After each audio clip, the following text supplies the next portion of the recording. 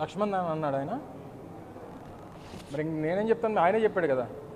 అంటే ఈ ప్రభుత్వం మీద ఎంత వ్యతిరేకత ఉందో అనేటువంటిది ఆయన నోటంటే చెప్పాడు. నేను పోలీసులు 65,000 మంది అన్నారు. ఈరోజు తెలుగుదేశం పార్టీ ప్రెసిడెంట్ గారు ఏమో 1,00,000 మంది అంటున్నారు.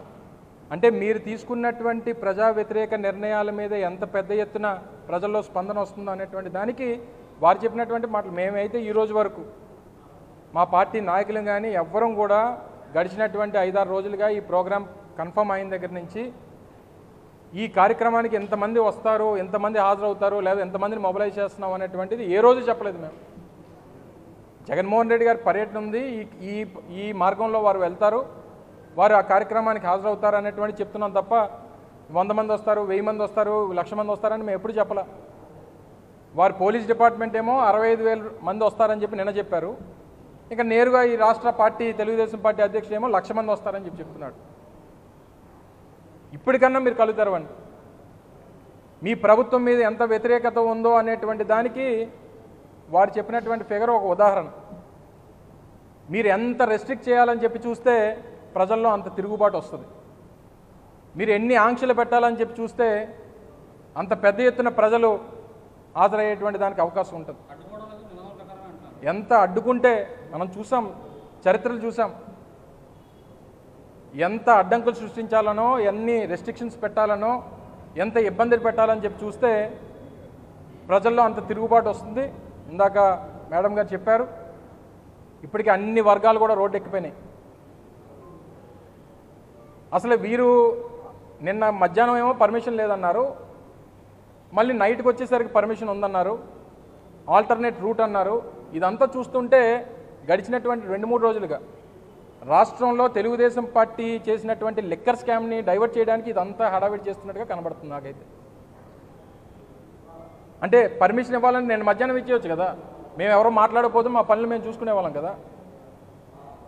మధ్యాహ్నం 2:30కి ఏమో పర్మిషన్ లేదు, రాత్రి 10 గంటలకు పర్మిషన్ ఉంది, ఉదయం 9 గంటలకి రూట్ మార్చారు, ఆ రూట్లోకి ఎవరిని రావద్దంటారు. 50,000 మంది 60,000 మంది వస్తారని మీరే చెప్తారు, 1,00,000 మంది వస్తారని చెప్పి తెలుగుదేశం పార్టీ అధ్యక్షుడు చెప్తారు. అక్కడ అసలు కాలేజీ దగ్గర బిల్డింగ్ లేదని చెప్పి స్పీకర్ అంటాడు, వాళ్ళు వస్తే ఏముంటుందో చూపించాలని చెప్పి హోంమంత్రి అంటది.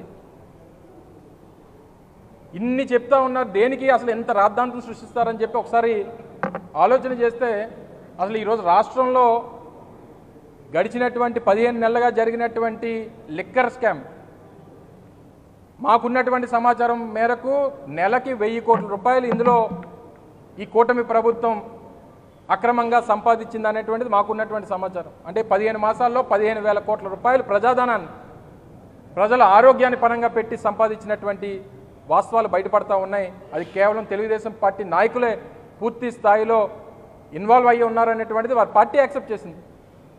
సో వీటన్నిటి కూడా రేపు ఈ ఇష్యూలో పడి అది మర్చిపోతామేమో అనుకుంటారు. మా మహిళా విభాగాలు ఉన్నాయి, మా పార్టీ నాయకత్వం ఉంది. రేపు ఈ కార్యక్రమం అయిన తర్వాత దాని మీద కూడా పెద్ద ఎత్తున పోరాటం వైఎస్ఆర్ కాంగ్రెస్ పార్టీ మహిళా విభాగం దీంట్లో పార్టీ అధ్యక్షుడు జగన్మోహన్ రెడ్డి గారి ఆదేశాల మేరకు టేకప్ చేస్తామనేటువంటి విషయాన్ని కూడా తెలియజేస్తాము. ఏం చేస్తారు?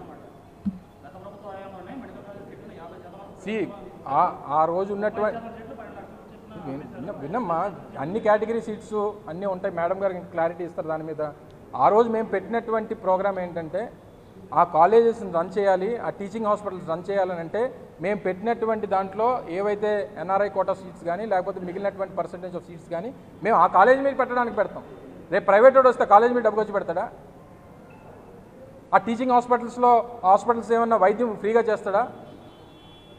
సో ఇవన్నీ కూడా వారికి ఏంటో అర్థం లేని మాటలు మాట్లాడతారు. పిల్లలకి వైద్యాన్ని పేదవాడికి నిన్న ఇన్సిడెంట్ అయింది కురుపాంలో. నిజంగా పార్వతీపురంలో కాలేజ్ కట్టి అక్కడ సూపర్ స్పెషాలిటీ హాస్పిటల్ ఉండుంటే పిల్లలు ప్రాణాలు పోయేవి కాదు కదా. విశాఖపట్నం కేజీహెచ్కి 4 గంటల సేపు ప్రయాణం చేసి తీసుకొని వచ్చి కొంతమంది ప్రాణాలు పోయి ఈరోజు ప్రాణాలతో కొట్టుమిట్టాడుతూ ఉన్నారు పిల్లల ప్రాణాలు. సో ప్రతి టెరిటరీకి అంటే కింద స్థాయి వరకు ఆ వైద్యాన్ని అందించాలనేటువంటిది మా నాయకుడి తాలూకు ఆలోచన ఆ రోజు.